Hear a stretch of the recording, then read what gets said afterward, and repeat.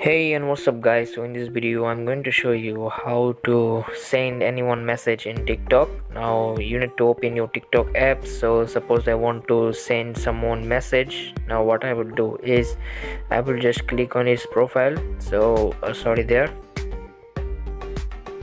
So suppose I want to send a message to this person. Now I will just click on his profile. You can see there.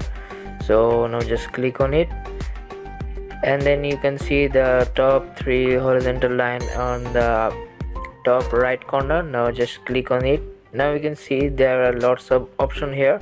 Now you can see there's option called send message. Now just click on it, and now you can message this person whatever you want. So suppose I'm just writing here hi. Now just click on that tick button, the airplane type. So yeah, that's how you send message to anyone on TikTok. So thank you so much for watching guys. I will see you in the next video.